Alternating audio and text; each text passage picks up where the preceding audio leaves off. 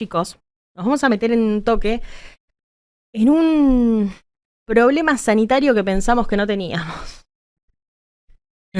Teníamos influenza aviar, Apareció. teníamos... también les quiero hablar de otro tema que vi a Brancatelli hablar y digo, Ah, amerita. Teníamos ah, influenza aviar, siempre estamos discutiendo cuestiones de la aftosa, peste porcina africana en la era Macri, ¿se acuerdan que era un... no acá en Argentina, pero que preocupaba mucho? Bueno, ahora apareció Scrappy, se llama, o Scrappy. Es un problema sanitario jodido en ovinos. O sea, las ovejas argentinas también están en peligro. Apareció esta enfermedad que nunca había sí. dicho presente en la Argentina. Bueno, apareció ahora, está generando problemas, está generando mortandad. Vamos a hablar con Álvaro Sánchez en un toque, me avisan, insisto, los chicos cuando esté conectado. Es el dueño o quien lidera el principal frigorífico ovino de Argentina, obviamente en la Patagonia, y ahora tienen exportaciones frenadas. O sea, Claro, esto es un problema, más allá de que los casos aparecieron en Santa Fe y Entre Ríos, y son casos, por suerte, aislados, para es los un problema para mercados. todos. em, Argentina perdió estatus sanitario. Fundamentalmente para los mercados, exacto. Así que vamos a ver en un rato qué está pasando con eso. Me dicen que ya está conectado. Maravilloso. Los saludo si lo tenemos conectado. Está Álvaro Sánchez para que hablemos de este problemón que ahora Argentina no sabía que tenía, pero parece que tiene, que mantiene sus mercados cerrados. Buen día, Álvaro, ¿cómo estás? Acá Carola y Aramis te saludamos. Buen día, chicos, ¿cómo están? Buen Acá día. Bien. desde Patagonia, ¿Desde dónde? desde Río Gallegos. Qué bien, qué bien. Muy en la Patagonia estás, adentrado en la Patagonia. Álvaro, ¿nos contás cuándo te enteraste? Vos tenés un frigorífico vino ahí. Yo soy el Sí. presidente de la sociedad que se llama Estancias de Patagonia, que somos un grupo de 60 productores, que al día de la fecha tenemos dos plantas frigoríficas en Río Gallegos, una que es Estancias de Patagonia y la otra que es Frigorífico Faimali. Ajá. En conjunto operamos el 60% de las exportaciones ovinas de Argentina a todos los mercados que hoy Argentina tiene habilitado para ovinos. Y bueno, nos encontramos el día viernes pasado con esta no grata novedad comunicada por el SENASA, donde al día 10 de abril no emitía más certificados sanitarios definitivos, o sea, no emitía más certificados, no certificaba ninguna carga que no estuviera sobre los barcos. Uh-huh. Mirá, Así que ahí quedamos pensaba, sí. colgados. Sí.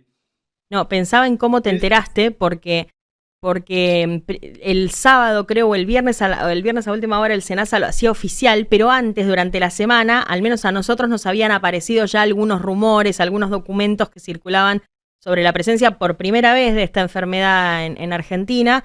Y se generaba siempre el cuco que se genera cuando uno se acuerda, no sé, en el caso de la ganadería vacuna, de la fiebre aftosa y aquel brote que se trató de ocultar para no generar un problema sanitario y Ujú. terminó generando uno mucho mayor, por supuesto. Entonces, por eso primero hubo como muchos rumores la semana pasada. Después, finalmente, y por suerte, el SENASA lo confirma y dice, che, sí, lo tenemos en radar y son casos en Santa Fe y Entre Ríos.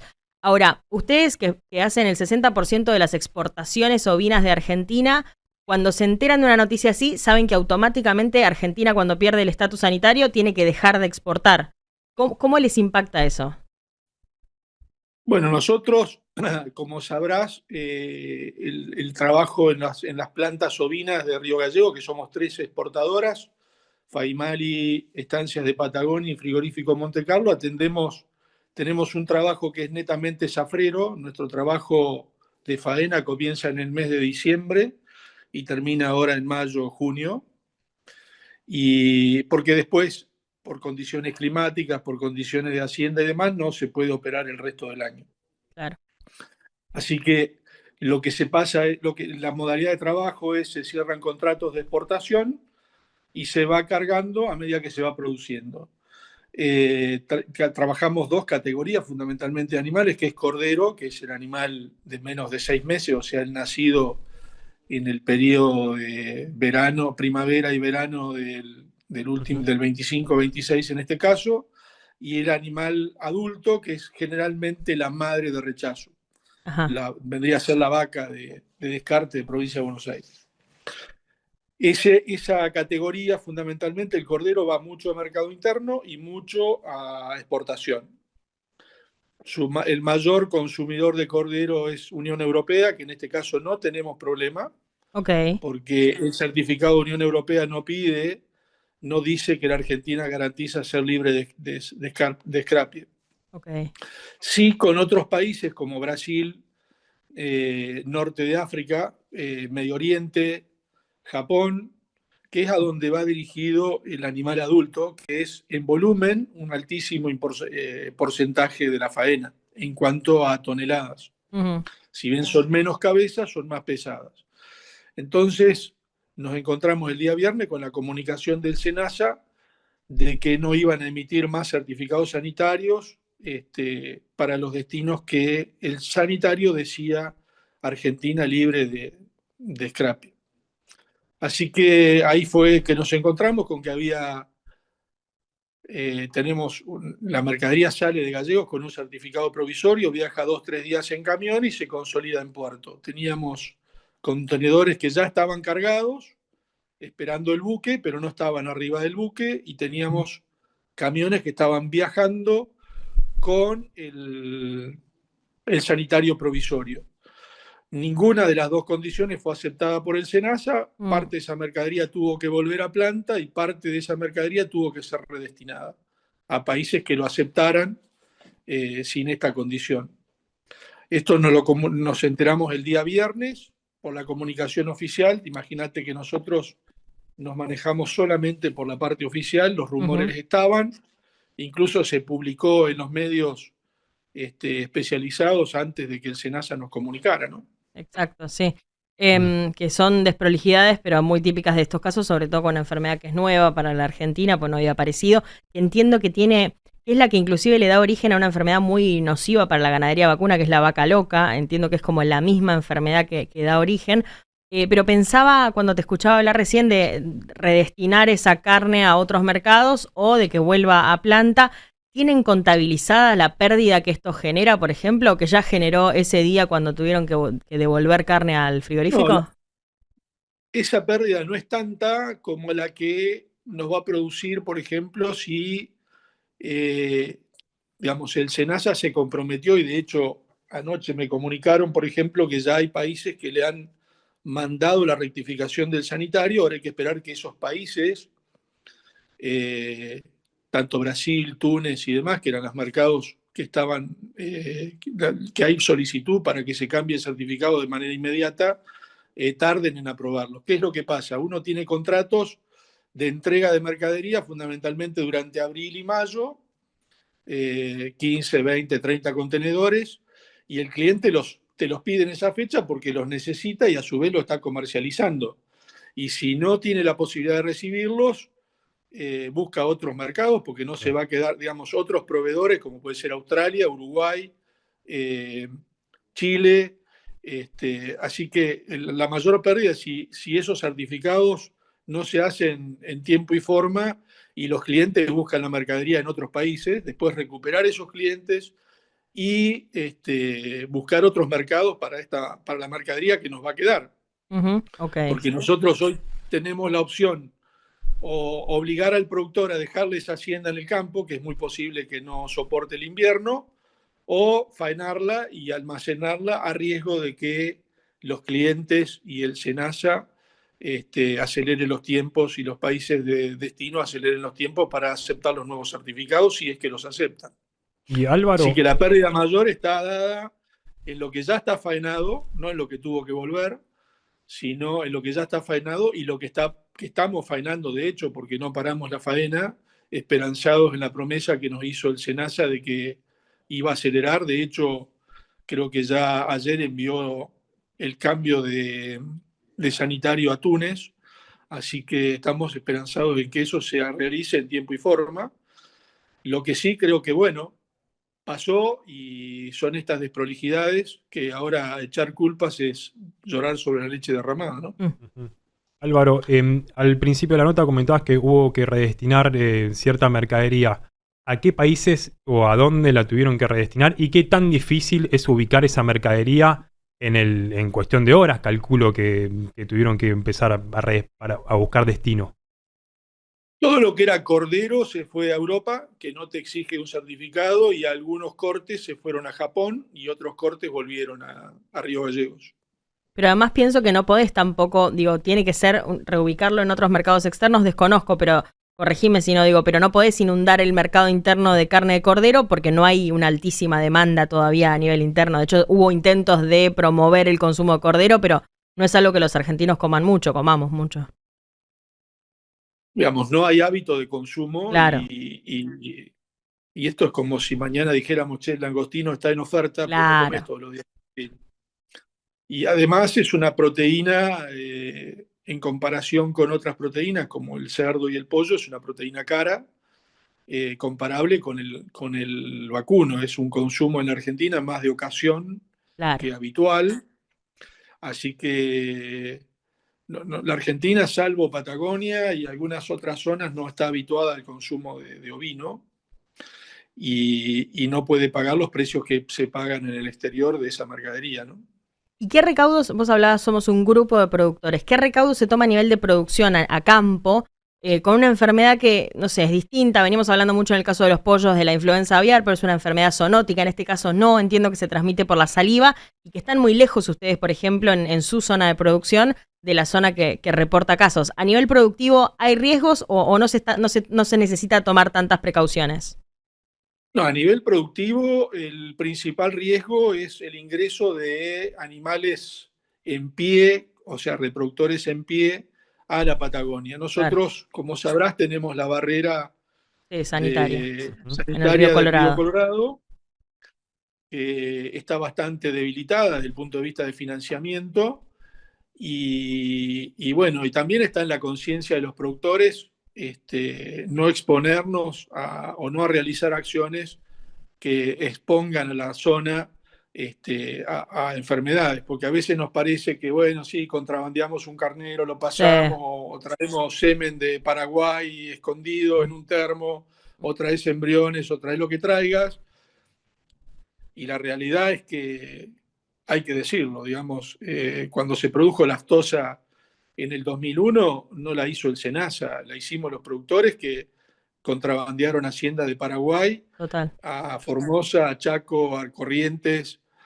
Entonces también como productores tenemos que tener conciencia, como tienen los productores de otros países, en preservar su estatus sanitario, que realmente lo valorás cuando lo perdés, porque a veces a uno le parece que estas cosas no le llegan porque estás tranqueras adentro, pero te llegan porque se cortan los mercados, la mercadería o el producto que tenés para vender no tiene el mismo valor porque no te lo pagan. Y bueno, esta es la realidad que a veces tenemos que tomar conciencia como productores. Y nosotros como productores siempre defendimos a ultranza la barrera del Río Colorado, que fue ahora, después de una larga discusión y lucha que hemos perdido, el ingreso de carne con hueso a la Patagonia. Nosotros siempre propusimos que esa barrera de la aftosa fuera hacia arriba, digamos, en vez de exponer a una región que el único recurso que tiene es la actividad ovina, a la pérdida del estatus sanitario, sino que toda la Argentina tenga el estatus de libre de aftosa, ¿no? Le hablo no al empresario frigorífico ni al productor, sino al consumidor de carne para el asado del domingo. ¿Dónde compras la carne? ¿En carnicería? Nosotros la carne la compramos en carnicería o en supermercados. ¿Y está más barata después de la desregulación de la barrera? No, al contrario. Lo de la barrera fue un negocio, viste, cuando vos planteás el objeto es bueno y el final no es el mismo. Los frigoríficos que enviaban carne sin hueso a la Patagonia, o sea, la carne deshuesada, que sigue ingresando hoy, que no bajó un centavo, lo que le optimizó fue la integración de la media res, porque el asado que les quedaba lo tenían que deshuesar y vender como carne picada. Para darte una idea, una plancha de asado al deshuese rinde más o menos el 50%. Y vender esa carne picada a 6.000 pesos acá implicaba que el asado lo integraban a 3.000 pesos.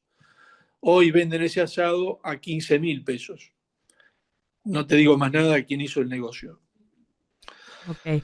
Y hablabas de, porque la Pero barrera porque sanitaria, sí, el consumidor no le bajaron la carne. está claro y la verdad que si bien entiendo que al principio hubo algún impacto en precio, después empezó a desdibujar rápidamente. Te escuchaba hablar de la barrera sanitaria y decías está debilitada. Entiendo, este es un punto, esto es flexibilizar más bien la barrera sanitaria desde la desregulación, pero vos hablabas desde el financiamiento. Sabés que justo la semana pasada acá teníamos al presidente de la mesa de carnes de CRA hablando de la última desregulación que hizo Sturzenegger en el caso del método de vacunación contra la fiebre aftosa. Y él nos decía algo que después fue titular y que estaba bastante viral en las redes, que es el SENASA está detonado. Se están yendo los profesionales. Cuando te escucho hablar de la barrera sanitaria debilitada, pienso un poco también en eso. Claro. ¿Qué significa? ¿Cuán relacionado está? Mira, el amigo Rapesti hizo su exposición. Nosotros vivimos otra realidad, no vivimos la realidad de las fundaciones y la vacunación. Yo creo que hay situaciones encontradas. Creo que los organismos están o no están detonados, sigue teniendo la misma dotación de personal, sigue teniendo el mismo presupuesto y creo que las organizaciones y los organismos los hacemos entre todos. Nosotros como productores también tenemos una responsabilidad que es la de mantener la sanidad. Si el argumento es que un productor va a comprar la vacuna y la va a enterrar al lado de la manga y no va a vacunar, bueno, no es responsabilidad del SENASA ni de la desregulación, es de responsabilidad del productor. Tenemos que empezar como empresarios a ser responsables de la calidad y de la sanidad de lo que estamos produciendo. Si hoy, te cuento un caso, sí. Los medicamentos tienen un periodo de cadencia. Sí. Porque nos pasó. Si un productor te manda un DTE con animales que le aplicó una ivermectina hace 15 días y la ivermectina tiene 40 días de cadencia, vos como frigorífico no te enterás. Claro. ¿Sí? Y cuando llega ese producto a destino y te hacen un reclamo o un rechazo por ivermectina, ¿qué haces? Entonces está la responsabilidad de todos los que producimos de cumplir con las normas y ser serios cuando estamos produciendo, porque estamos produciendo alimentos que va a consumir otra persona. Y si por algo te dicen no uses tal herbicida y lo usás, y no uses tal producto y lo usás, o respetalo y no lo respetás, no le echemos la culpa a los organismos. Nosotros como productores somos responsables, como industrias también somos responsables de lo que hacemos. Si tenemos que cumplir las normas, cumplámoslas, porque eso nos da seriedad en el mundo. No es que no nos da seriedad. Si Bien. Nosotros perdemos la seriedad, es un tema que tenemos que nosotros respetar y hacer respetar. Gracias, Álvaro, me gusta. Sí, ¿te estaban llamando? Porque ahora son sí. temas que uno los ve cuando salís al mundo y vas a la feria, como vamos nosotros, y decís, ¿por qué no nos compran una galletita o por qué no nos compran productos elaborados? Entonces, son las cosas que nosotros tenemos que, como productores, respetar y hacer respetar y no cargarle todas las tintas a los organismos, porque no puede haber un veterinario del SENASA en cada campo cuando cargas la hacienda o si aplicaste una ivermectina o aplicaste un anabólico prohibido. Entonces, también tenemos nuestra cuota de responsabilidad, que es bueno que la asumamos como productores y como empresarios. Y a veces es más fácil echarle la culpa a la desregulación, al Estado, al presupuesto, pero nosotros siempre tenemos algún grado de cuestión que nos tendríamos que replantear como organizaciones empresariales, tanto que representamos a los productores. Nosotros tratamos de cumplir todas las normas y hacernos responsables y creíbles en el mundo, ¿no? Sí, es que nos cuesta bastante. Gracias, Álvaro, gracias por la charla. Me gusta la variedad. Gracias a ustedes, chicos. Abrazo. Éxitos. Muchas gracias. Ahí estaba Álvaro Sánchez. Este caso de una enfermedad que cayó así como baldazo de agua fría para la Argentina, que arrancó como con las desprolijidades de siempre, rumores, etcétera, y después terminó confirmada por el SENASA la semana pasada. Está bueno lo que dice, ahora hay que maniobrar. Claro. En- Interesante sí. el testimonio, digo, en contracara con lo que Re, veíamos el re, me jueves gusta. pasado. El Mm. SENASA está detonado, ahora haciendo una especie de mea culpa. Como que en sí tiene un poco de razón. Creo que todos tienen un poco Sí. de responsabilidad. Me gusta.